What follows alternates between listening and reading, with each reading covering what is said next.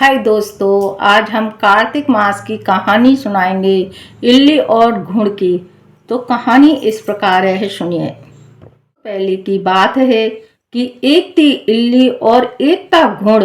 एक दिन इल्ली बोली कि चलो घुड़, कार्तिक का स्नान करेंगे। घुड़ बोला कि तू तो गोरी पड़ी है, तू ही नहा ले। मेरा तो मोट बाजरा पड़ा है, तो मैं नहीं नहाऊंगा।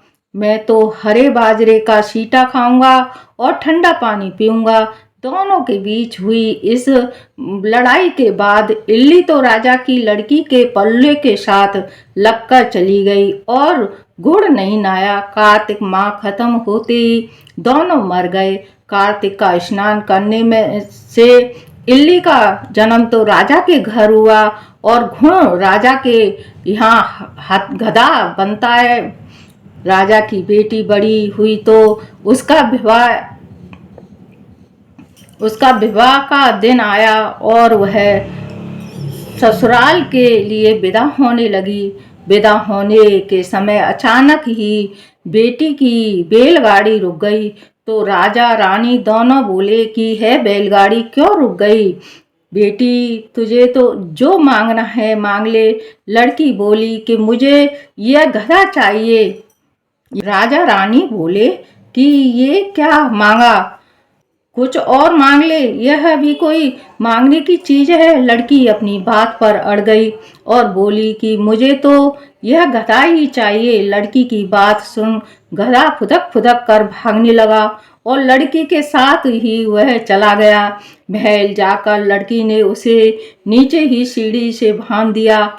एक दिन लड़की सीढ़ी से उतरने लगी तो गधे ने कहा कि ए सुंदरी, मुझे पानी पिला दे। तब लड़की बोली कि जब तुझे कहा था कि आ कार्तिक नहा ले, तब तूने मना कर दिया। तूने कहा कि मैं तो बाजरा खाऊंगा और ठंडा पानी पीऊंगा। लड़की और गधे की लड़ाई हो गई।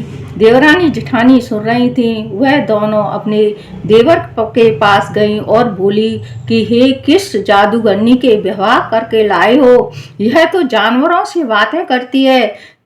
अपनी भाभियों की बात सुनकर बोला कि मैं जब अपने कानों से सुनूंगा और आंखों से देखूंगा तभी मानूंगा। अगले दिन वह सीढ़ी पर छिपकर बैठ गया। उसकी पत्नी आई और गधे ने फिर वही बात कही, जिस पर रानी ने भी वही जवाब दिया। यह सब देखकर राजकुमार तलवार निकालकर सामने आया और बोला कि तुम जानवरों से कैसे बातें कर सकती हो? बताओ कि तुम कौन हो? उसकी पत्नी ने उससे बहुत कहा कि औरत का भेद नहीं खोलना चाहिए, लेकिन वह अड़ा रहा कि मैं तो सब जानकर ही रहूंगा। राजकुमार की जिद के आगे उसकी पत्नी हार गई और उसने पिछले जन्म की सारी बातें उसे बता दी।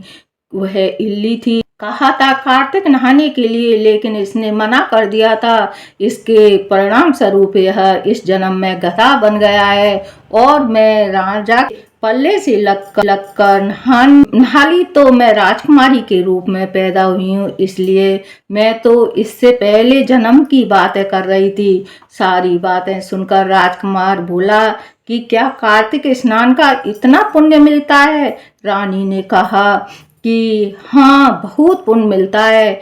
अपनी पत्नी की सारी बातें सुनकर राजकुमार ने कहा कि यदि कार्तिक स्नान का इतना महत्व है, तब हम दोनों जोड़े से कार्तिक स्नान करेंगे और दान पुण्य भी करेंगे।